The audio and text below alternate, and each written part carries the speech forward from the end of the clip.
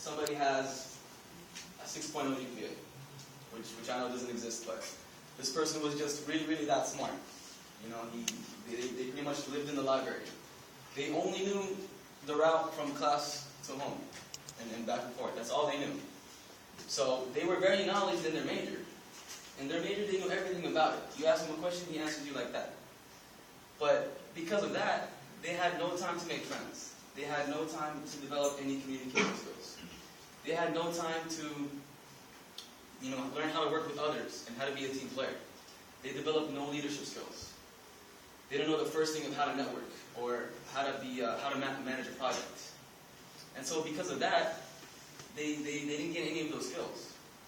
Now, let's be honest. If you're a boss, would you hire that person? No. I know I wouldn't.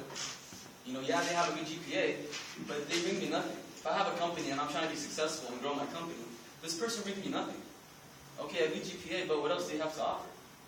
They got nothing. They have no communication or leadership skills, so they can't lead a team. They don't know how to network, so they're not going to bring me any new clients.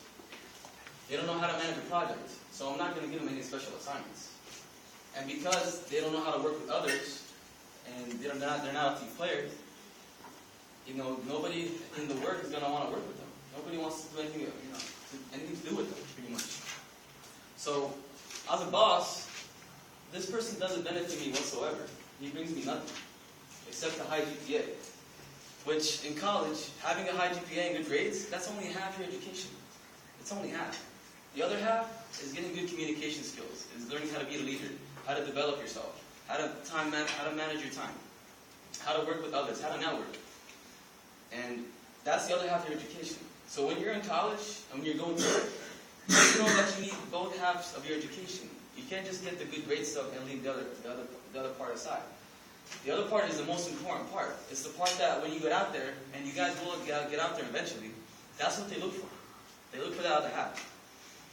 And where do you guys think people get the other half of their education? They get it from organizations like that. That's where you get the other half of your education. Whether you like it or not, you're going to learn how to communicate. Whether you like it or not, you're going to learn how to be a leader. Whether you want to or not, you're going to learn how to network and how to work with others. And the most important thing, you're going to learn how to work with the opposite sex, which only our fraternity offers that thing. And also confidence. Let's be honest, we all need confidence. That's the main thing. And whether you like it or not, you will get confident. Now, I want to share with you guys just a few statistics of people who were in fraternities, and just a few numbers, throw it out there, maybe interesting or not. Out of the nation's 50 largest corporations, 43 of them are headed by fraternity members. It's a big number. 85% of the Fortune 500 companies, the executives belong to a fraternity or sorority. Give you something else. Out of the 47 U.S. Supreme Court justices, 40 of them were in a fraternity. Every U.S. president and vice president, except 2, were in a fraternity. And the most important statistic, which I think relates to you guys over here, is that over 70% of those who belong to a fraternity or sorority actually graduate. And that's why you guys are here. You're here to graduate. You're here to get your degree. And so the main thing you actually take from these numbers is that when you do get out there and you're in the real world, you're going to be ready. Nothing will faze you. You won't be scared to face anything. Because you prepared yourself now, instead of later. You made the right choice to join an organization and develop yourself. So when you get out there, they give you a position, they give you a job to do, that's nothing. You'll do it. You can handle it. Now, in my experience in college, I've learned that there's 2 types of different people. There's only 2 types. There's a type that wants to better themselves, and there's a type that is satisfied with the level they're at. They're okay with who they are in college. They don't want to develop themselves. Now, the first type, they want more out of their college experience. They came into college knowing that they want more. They're not satisfied with who they are. So they want to grow as a person. The other part, they're stuck in a routine. Some of you guys might be familiar with that routine. Go to class, go to work, hit up the rec center, and go back home. And just repeat that for the next 3 to 4 years. And by the time they graduate, they're the same exact person that they entered in college. The same exact person.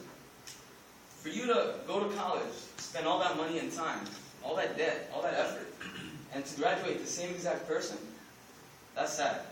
That's really sad, and that's a waste. So, going into college, you have to know that there is more to it than just partying or just going to class. You need more than that. And so, you guys have to make a choice. You have to choose a path. Which student do you want to be? Do you want to be a somebody? Or you just want to be another body here on campus?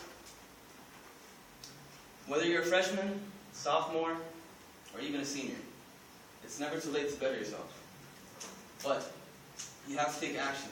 You have to choose a path. You have to make a choice. You have to do it right now. Time flies. And so you got to take advantage of your time that you have right now.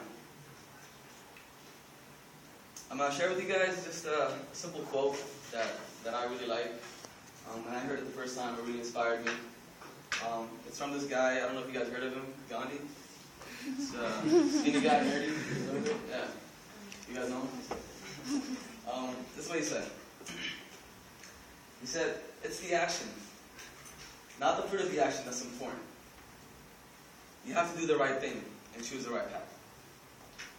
It may not be in your power, it may not even be in your time that there will be any fruit.